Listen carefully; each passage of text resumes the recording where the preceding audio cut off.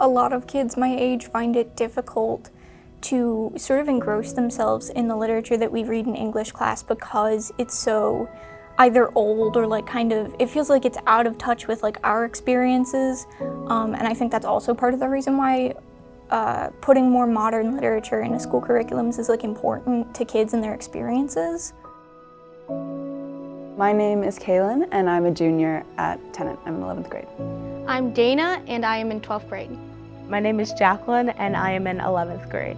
My name is Juliet and I am a junior. I read They Both Die at the End by Adam Silvera, and basically it's about two teenagers on their last day alive. They receive a notification from a service called Deathcast, and they're informed that this will be the day that they die. Some things that I took away would be free will. The concept of free will is everything we do predetermined, how much risk we should take in life, and stepping outside your comfort zone, and also how people from different backgrounds can have very different perspectives on life. Some of my favorite things about the book were that it really covered the importance of friendship during difficult times and making those connections to other people. And another thing that really stuck with me was the fact that these kids had to face their own mortality and deal with this grief while it was happening, and they hadn't really faced these kinds of challenges before. And I think that now something we're presented with a lot as kids is dealing with grief and dealing with death, and a lot of us don't have experience with that, and this book really allowed us to understand that this is a process that is difficult for everyone and that you can rely on other people to help you get through those times.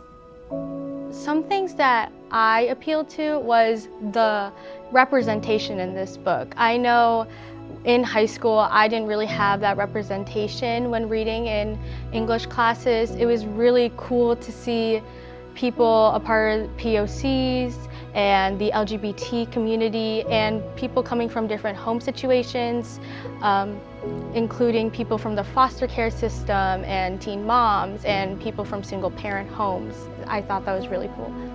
Two of the other things that really stood out to me were the minority representation. Both of the main characters are minorities and they talk about their struggles and they're dealing with racism and dealing with homophobia, and there's also a lot of LGBTQ+ representation, which I think is really important, and it's something that we don't cover that much in our school curriculum now, so I think that this would be a really nice addition for that reason. The first book I read was Outliers, which is a book about the road to success. Some of the takeaways that I had from Outliers were that there are a lot of ways to be successful, and the road to success looks different for everyone. Something that connected with me for Outliers was that it addressed so many different topics. It went from sports to science, and it all had a sort of way of breaking things down to steps and theories that were proved throughout the book. These different topics kind of related to everyone and all these different aspects of myself, and I knew that my peers could also take away different things from the book as well. And the second book I read was Stamped, which is about a different perspective on history and how race has affected history. Some of the overall themes of Stamped were the different perspective of history and how race has kind of been a systemic issue in ways that me, a Black woman, didn't even know.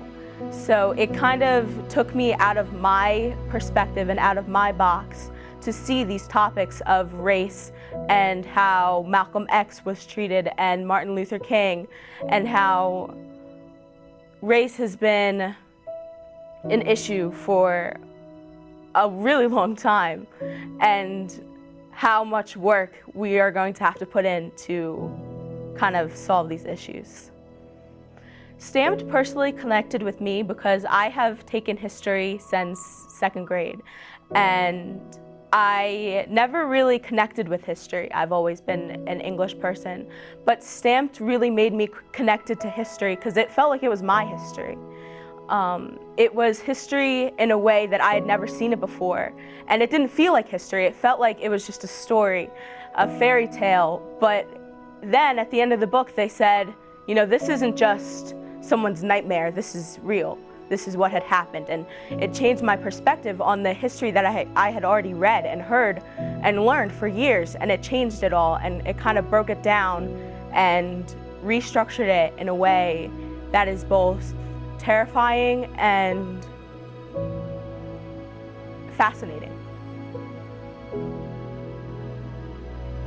The book that I read is titled The Immortal Life of Henrietta Lacks.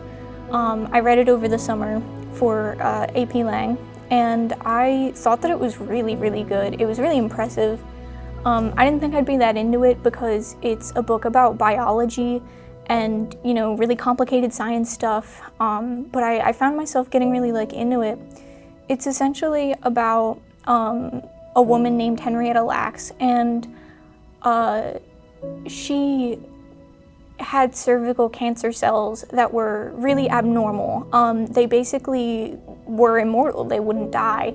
As long as they had material to feed on, they would just live forever and continue to reproduce. And that was a scientific anomaly found out by doctors that took her tissue samples without her consent. Her cells were used for a lot of complicated and really helpful medical advancements, but the samples that they got those cells from were taken without her consent or her knowledge. A lot of the book is both about the racial factor of her being African American and also about the idea of patient consent. Should patients have control over their tissue samples if they're potentially beneficial to the medical field, and similar stuff like that. I took away a lot about the author's general message about the debate over consent and tissue samples and scientific advancement, because that was a very complex topic that the author kind of delved into. I also got a lot about the state of Henrietta's family. The Lacks family, despite the medical advancements that Henrietta's tissue samples created, they live in poverty, generational poverty, at least due in part to their race, and I kind of got almost a picture into what that looked like and how they could possibly still be in poverty despite how Henrietta's life had ended and the things that were done with her tissue samples. I think it's important that these topics are addressed because they're a very real issue, and the people who suffer from these topics often feel alone. It benefits everyone to see other cultures and gain knowledge of others because the world is a really big place. So I think that bringing in these stories and different perspectives to school, somewhere where we all know and is safe, is a good way for us to kind of introduce our students to new things, which will make them an overall better person. Yeah, I'd just like to emphasize, I think, the importance of increasing the diversity in the literature that we read.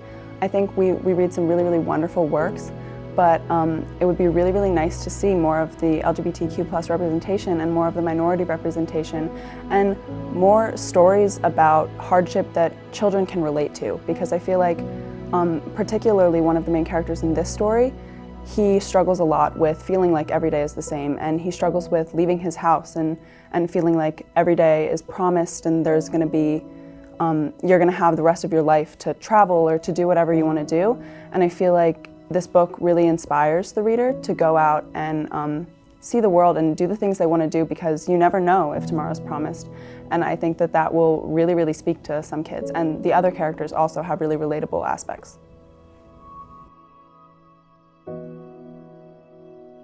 I generally have struggled with finding books that I see myself in, and books that represent me and the people around me, because I'm LGBT, and so I really think that it's important for kids like me to be able to see themselves, or for people of color to be able to see themselves in the literature that they read, especially in school, the literature that they talk about and dissect.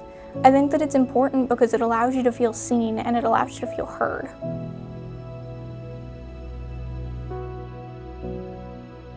I think something I want to see more in my life and in school is just different stories So every single person is unique.